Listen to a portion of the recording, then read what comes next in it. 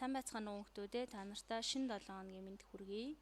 За өнөөдрийн хичээл бол титэм төсгүүдийг биерээр бичих. Тэгэхээр үндсэн зорилгоодыг биерээр бичих аргыг мэдэж бичиж сурнаа бүгдээрээ. За юун түрүүнд бид биерээ зөв барьж сурах хэрэгтэй. Тэгэхээр босоо буюу урамчлалын арга.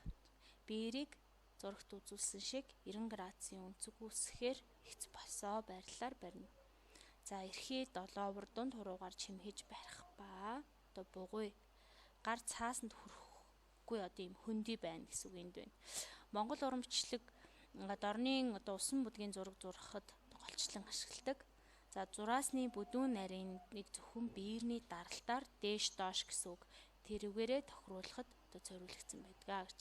За энэ 7 овор хуруу маань яахад зориулагддаг вэ гэхээр дарахад, за дунд хуруу маань татхад, за тэгээд энэ ядам хуруу бол салган түлхэх. За энэ чихчийн хуруу маань хэмжин түлхэх. За тэгээд эрхий хуруу маань тулах ийм үүрэгтэй байдаг бахнэ.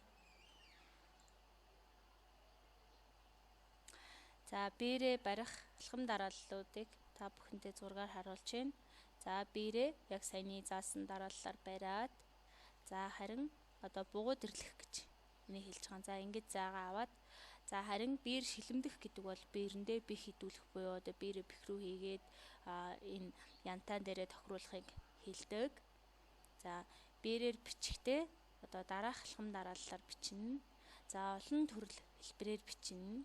За дараа нь түүнийгээ бусад бичвэрүүдийг хэлээд сайхан дуурайж бичнэ. За дараа нь 5 шугамд зурлагуудын харьцааг тохируулж бичнэ. За дараа нь эхлээд дунд зэргийн үсэг бичиж сурсны дараа том жижиг үсэг бичдэг. За хамгийн сүүлд төв хичээнгүй бичлэгээс эхлэн алхам дараатай бичиж ингэж боловсрно.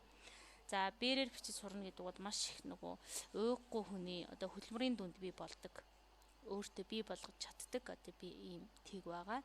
За тэгээд та бүхэн бусад багшийнхаа холбоосон дээр тавьсан бичлэгүүдийг үзээд титэмт үсгүүдээ бичих дадлага хийгээрэй.